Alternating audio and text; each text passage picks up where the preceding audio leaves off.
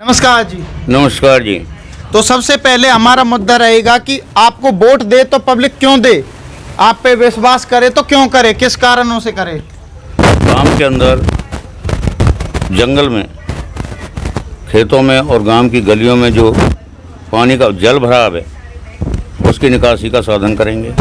जैसे जल भराव पहले ड्रेन निर्माण होते तो वो नहीं हुए कभी, जैसे आपके आगे झूठ वगैरह हैं, पानी का निकास इनमें होता है, इनकी टाइम टाइम पे खुदाई होती है, सुखा के मनरेगा स्कीम के तहत लोग काम वो भरे हुए हैं।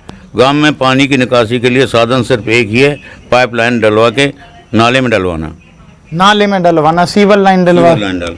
अच्छा, गांव के लिए तो ये सरकार मंजूर नहीं करती, नाली और जोड़ों का ड्रेन निर्माण कर देती है, उसका कोई ना कोई साधन बनाएंगे। कोई आपके गांव को जरूरत है इस चीज की? बिल्कुल जरूरत है, बहुत ज़्यादा जरूरत है।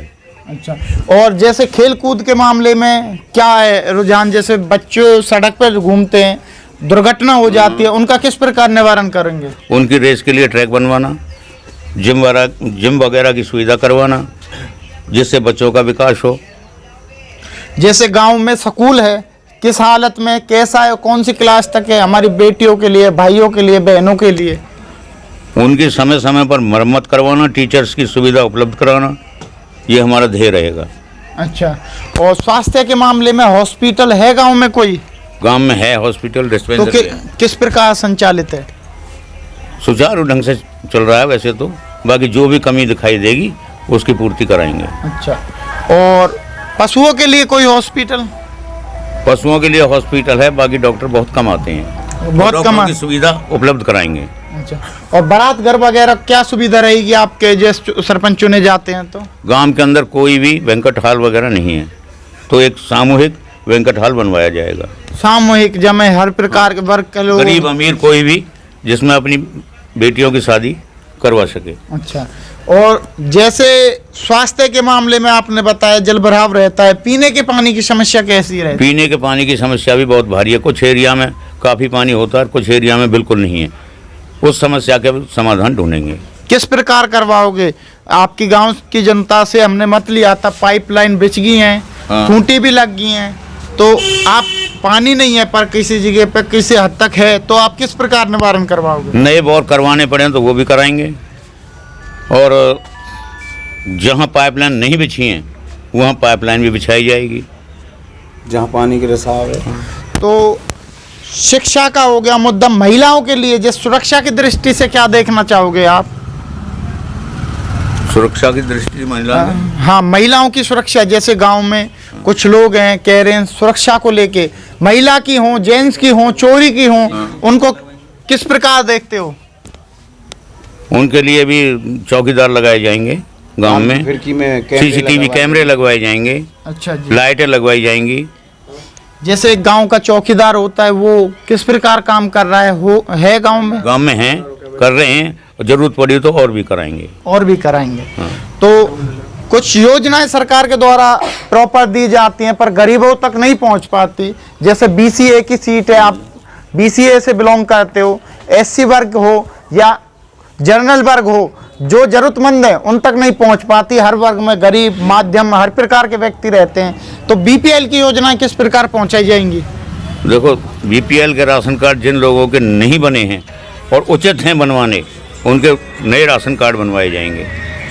तो नए कुछ योजना आती हैं जिनमें प्लॉट, घर की प्लॉट अलर्ट करवाना, जिनके पास मकान के लिए प्लॉट नहीं है तो उनको किस प्रकार देखते हैं, गांव में किस प्रकार करा जाएगा? जिनके पास में प्लॉट नहीं है, पहले नहीं मिल पाई हैं, उनको प्लॉट भी दिलाई जाएंगी।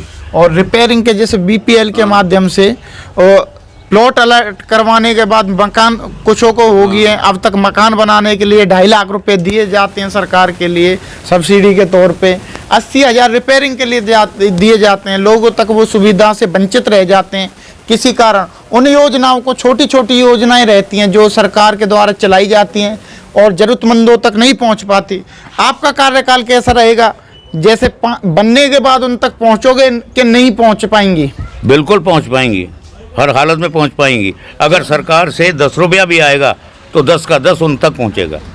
जैसे बहुत लोग यूँ कहते हैं कि वोटों के टाइम पे ही जो प्रत्याशी हैं घर तक पहुंचते हैं, अन्यथा 5 साल तक दिखाई भी नहीं देते। आपका कार्यकाल कैसे रहने वाला है? देखो जी, हम एक गरीब परिवार से बिलोंग करते हैं और हमने वो समस्याएं देखी हैं, जिन समस्याओं से हम गुजर चुके हैं, तो हमें उनका पता है एक समस्या क्या होती है गरीब की। हाँ, यही जनता से हम रुझान ले रहे हैं। जनता यही कहती है प्रत्याशी मात्र 15 से 20 दिन आते हैं, लालच देते हैं दारू का, मिठाइयों का, कोई अलग अलग वस्तुओं का, और वोट लेने के बाद 5 साल तक दिखाई नहीं देते। आप किस प्रकार रहोगे मैदान? 24 घंटे यहीं रहेंगे, कहीं बाहर नहीं जाएंगे हम, और जो भी व्यक्ति मिलना चाहे हर वक्त तैयार रहेंगे उसके साथ में। कहाँ पे मिल पाओगे सर? यहीं पर सर, पंचायत घर बनाया जाता है सरपंच के लिए, वहाँ से ऑफिस होता है। पंचायत घर की क्या सुविधा? पंचायत घर का कोई ऑफिस नहीं है यहाँ, और वो नया बनवाया जाएगा। नया बनवाया जाएगा। जैसे हर प्रकार का व्यक्ति है, अपना एक कार्यकाल रहता है, जैसे पटवारी का अलग है, सरपंच का अलग है, अफसरों का अलग है। एक निश्चित ठिकाना होना चाहिए जिम्मेदार व्यक्ति का। होगा यहीं। तो पंचायत घर में सरपंच को बैठने की परमिशन रहती है, आप अपना कार्यकाल यहाँ आए। कोई भी जरूरतमंद है, बच्चों को जैसे भर्ती में जाने के लिए काफ़ी दिक्कतें रहती हैं, जिनका करेक्टर सर्टिफिकेट बनता है, लोगों को जगह जगह भटकना पड़ता है, सरपंच नहीं मिल पाते, जिस कारण से आपका बारात ये पंचायत घर है ही नहीं गांव में नहीं पंचायत घर। तो इस समस्या को सबसे पहले कैसे सुलझाओगे आप? पंचायत घर बनवाना पड़ेगा। हाँ। तो कुछ युवा और बैठे हैं हमारे बीच में, उनसे जान लेते हैं। जैसे आप गांव से कोई अपील करना चाहोगे, जैसे शांति के माहौल बनाए रखें। पलवल एक ब्लैक लिस्ट में भी है, जिसके बनने के वोटिंग होने के बाद 27 तारीख को रिजल्ट के इलेक्शन आएंगे, और जिलों में सेम डे आ गए थे। तो क्या कहना चाहोगे जैसे शांतिपूर्वक इलेक्शन हो? इलेक्शन शांति पूर्वक ही होगा, कोई दिक्कत नहीं होगी। गांव की जनता से भी अपील करेंगे, हमारे साथ में जो जुड़े हुए हैं उनका सहयोग भी लेंगे, और एक्स्ट्रा फोर्स की जरूरत पड़े तो वो भी उपलब्ध कराएंगे।